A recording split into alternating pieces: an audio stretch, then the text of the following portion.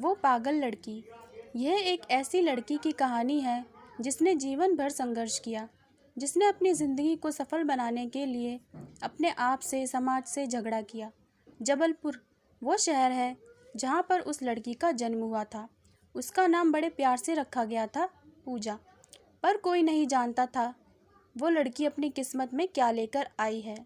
जब वो 2 साल की हुई तो कोई भी बात समझ नहीं पाती थी। उसकी माँ हर दिन उस लड़की में परिवर्तन देखा करती थी। वो छोटी सी बच्ची के मुंह से माँ शब्द सुनने के लिए तरसा करती थी। पर उसकी माँ को यह नहीं पता था कि उसकी लड़की में कुछ कमी है।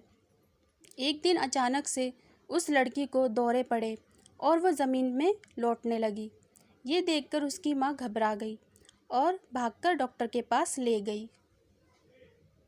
डॉक्टर ने चेक किया पर उस लड़की की परेशानी को समझ नहीं पाया और दूसरे डॉक्टर के पास भेज दिया। इसी तरह उसकी माँ ने कई डॉक्टरों के पास जाकर अपनी बेटी का इलाज कराने की कोशिश की। सभी डॉक्टर ये बात समझ ही नहीं पाए कि बेटी को क्या हुआ है। वो लड़की बोल नहीं पाती थी, ना कुछ समझ पाती थी। माँ बड़ी परेशान हो गई थी। बेचारी घर घर में बर्तन मांजकर और इडली की दुकान लगाकर अपनी बेटी का इलाज कराया करती थी, क्योंकि उसका पति निकम्मा था, कोई कामकाज नहीं किया करता था। उसकी माँ ने हिम्मत नहीं हारी और फिर डॉक्टर के पास ले गई। डॉक्टर बोला, आपकी लड़की पागल है, इसे पागलखाने में भेज दो। माँ गुस्से में बोली, डॉक्टर साहब, मेरी लड़की पागल नहीं है। और फिर वो वहाँ से चली आई घर। लड़की 4 साल की हुई, उसके स्कूल जाने का समय आ गया था, लेकिन उस लड़की को दौरे पड़ना कभी बंद नहीं हुए।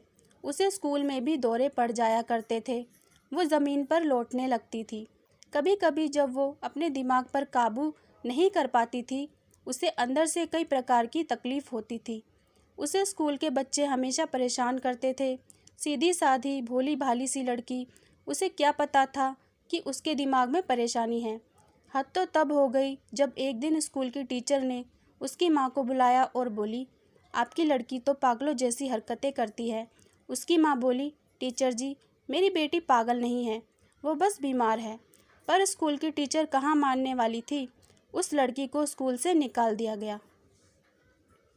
माँ परेशान रहने लगी। फिर दूसरे स्कूल में दाखिला करा दिया। वहाँ एक टीचर थी, बहुत अच्छी टीचर। उसने उस लड़की को पढ़ाने की जिम्मेदारी अपने ऊपर ले ली। कुछ समय बाद माँ को एक नामी डॉक्टर का पता चला।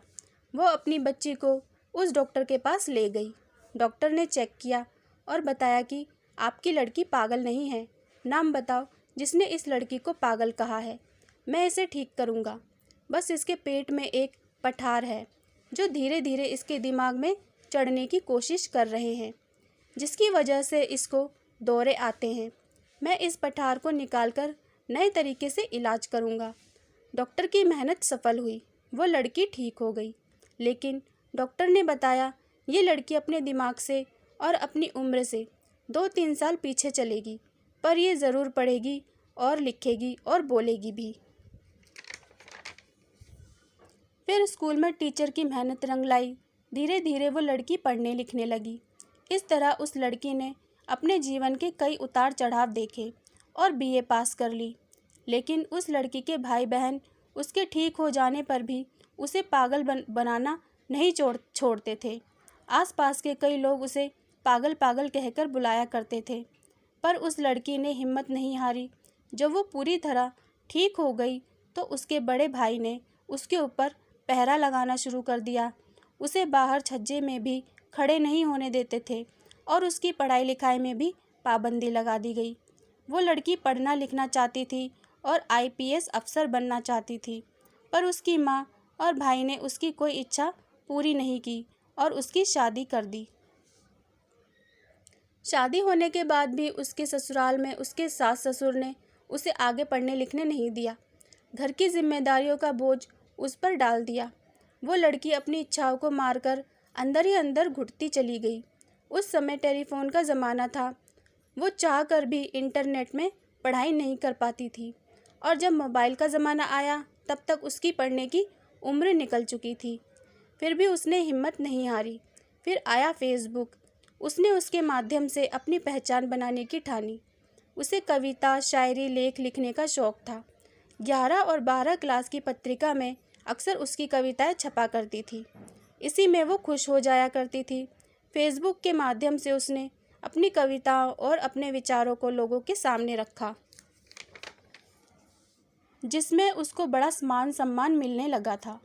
अब मैं आप लोगों से पूछती हूँ, न जाने उसके जैसे कितने हजारों लड़कियाँ हैं जो अपनी इच्छाओं को पारिवारिक मजबूरी या आर्थिक मजबूरी के कारण दबा दिया करती हैं। क्या लड़कियों की इच्छाओं का कोई वजूद नहीं होता? क्या लड़कियों की इच्छाओं का इस तरह अंत किया जाना ठीक है?